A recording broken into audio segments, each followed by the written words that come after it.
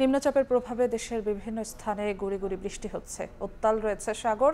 বৈরী আবহাওয়ার সবশেষ তথ্য জানাতে ভোলা আছেন রিপোর্টার নাসিরুদ্দিন লিটন এবং পটুয়াখালীর কুয়াকাটায় আছেন রিপোর্টার শিকদার জাবির হোসেন।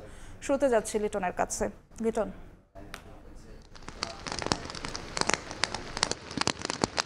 দক্ষিণ বঙ্গোপসাগরে সৃষ্ট লঘুচাপটি গতকাল রাতে নিম্নচাপে পরিণত হয়েছে। এরপর থেকে আসলে দ্বীপ জেলা ভোলার আবহাওয়া পরিস্থিতির আর উন্নতি হয়নি। গতকালকে যে অবস্থাটা ছিল যে দিনভর রোদ বৃষ্টির যে খেলা ছিল, সেটা আজকে সকালেও আমরা দেখেছি। সকালে কিছুটা রোদ ছিল, তারপরে আবার এখন বৃষ্টি শুরু হয়েছে।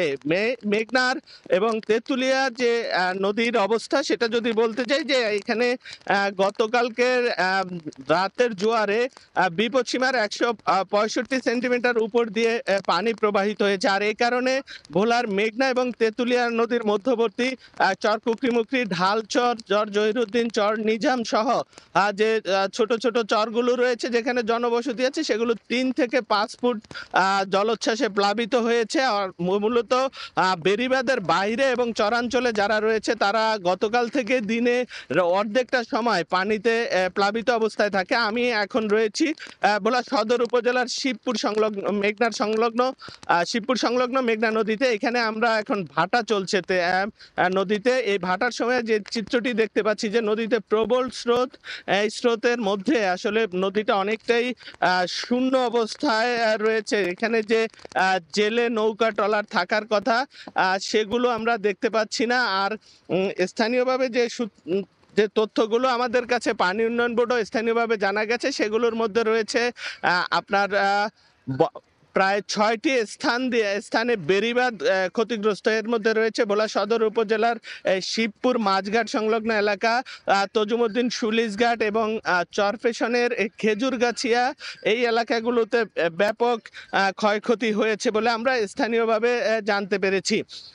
নদীর এই ভয়াবহ অবস্থার কারণে আসলে চরাঞ্চল এবং নদীর তীরে যে এলাকাগুলো রয়েছে, যে বেড়িবাঁধ ক্ষতিগ্রস্ত এলাকাগুলো রয়েছে, সেখানকার বাসিন্দাদের মধ্যে এক ধরনের উৎকণ্ঠা বিরাজ করছে। আসলে বেড়িবাঁধগুলো যদি পূর্ণ ছুটে যায় তাহলে লোকালয়ে ব্যাপক ক্ষয়ক্ষতি হবে। আমরা কথা বলেছিলাম বিআইডব্লিউটি এর স্থানীয় অফিসের নৌবন্দরের কর্মকর্তার সাথে। সেখানে থেকে জানানো হয়েছে যে গতকাল যে ভোলা লক্ষ্মীপুর, ভোলা আলেকজান্ডার, দৌলত খান, হাতিয়া, মনপুরা সহ যে 10টি রুটে নৌযান চলাচল বন্ধ রাখা হয়েছিল, সেটা আজকেও বন্ধ রয়েছে। মূলত ভোলা সদর থেকে ঢাকা এবং ভোলা বরিশাল রুটে লঞ্চ চলাচল রয়েছে এই আংশিক, আর বাকিগুলোতে এখনো নৌযান চলাচল বন্ধ আছে।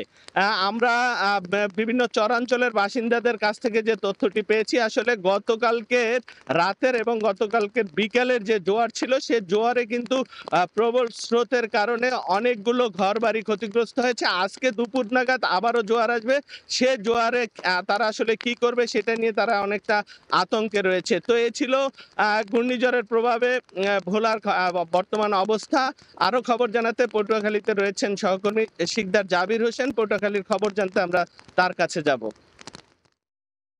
সাগরে সৃষ্ট লঘুচাপটি নিম্নচাপে পরিণত হয়েছে, যার প্রভাবে কুয়াকাটা সংলগ্ন বঙ্গোপসাগর ফুঁসে উঠেছে। বড় বড় ঢেউ আছড়ে পড়ছে সমুদ্র সৈকতে। আমরা দেখছি এখানে কিন্তু বড় বড় ঢেউ আছড়ে পড়ছে।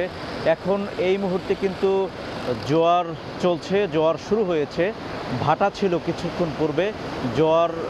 জোয়ারের সঙ্গে সঙ্গে পানির যে উচ্চতা সেটিও বৃদ্ধি পাচ্ছে। আমরা গতকাল দেখেছিলাম জোয়ারের পানির যে উচ্চতা সেটি 2 থেকে 3 ফুট বৃদ্ধি পেয়েছিল এবং যার প্রভাবে কুয়াকাটা সহ গোটা উপকূল জুড়ে কিন্তু মানুষ পানিবন্দী হয়ে পড়েছিল। জলাবদ্ধতা সৃষ্টি হয়েছিল বিভিন্ন জায়গাতে, বিশেষ করে উপকূলের যে নিম্নাঞ্চল, সেই নিম্নাঞ্চলগুলো কিন্তু প্লাবিত হয়েছিল। আমরা দেখেছি গতকাল পটুয়াখালীর যে বিচ্ছিন্ন দ্বীপ রাঙ্গাবালী উপজেলার চরমন্তাজ এবং চালিতাবনিয়া, এই 2টি ইউনিয়নের বেশ কয়েকটি গ্রাম প্লাবিত হয়েছে। বিশেষ করে চরআন্ডা, উত্তর চরমন্তাজ এবং চালিতাবনিয়া ইউনিয়নের 3 থেকে 4টি ওয়ার্ড যেগুলো প্লাবিত হয়েছিল, যেখানকার মানুষ এখনও পানিবন্দী রয়েছে। আমরা দেখেছি যে দুদফা জোয়ারের পানিতে মানুষ কিন্তু ভেসেছে, অর্থাৎ জোয়ারের পানিতে তারা ডুবছে, আবার ভাটার সময় তারা শুকাচ্ছে।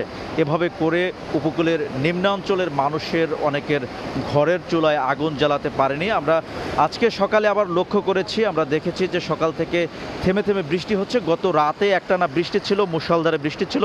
সকালের দিকে আমরা দেখেছি একটানা কিছুক্ষণ বৃষ্টি ছিল, কয়েক ঘন্টা, এরপরে আবার থেমে থেমে বৃষ্টি। এখন এই মুহূর্তে কিন্তু আকাশ মেঘাচ্ছন্ন রয়েছে, থেমে থেমে বৃষ্টি হচ্ছে, আবার সমুদ্রও কিন্তু উত্তাল রয়েছে।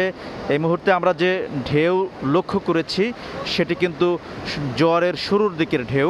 কিছুক্ষণ পরে পূর্ণ জোয়ার যখন শুরু হবে তখন কিন্তু ঢেউয়ের তীব্রতা এর চেয়েও বৃদ্ধি পাবে।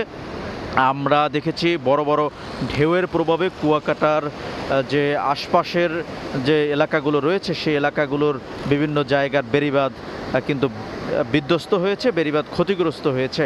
আমরা দেখেছি কুয়াকাটার যে ট্যুরিজম পার্ক, সেই ট্যুরিজম পার্কটি ক্ষতিগ্রস্ত হয়েছে, কয়েকটি জায়গা ভাঙনের কবলে পড়েছে, ভাঙন লেগেছে, আমরা সেটি কিন্তু লক্ষ্য করেছি। আমরা এই যে জায়গাটি এখন এই মুহূর্তে দেখছি সে জায়গাটিও কিন্তু গতকালের যে জোয়ারের তীব্রতা সেটিতে ক্ষতিগ্রস্ত হয়েছিল।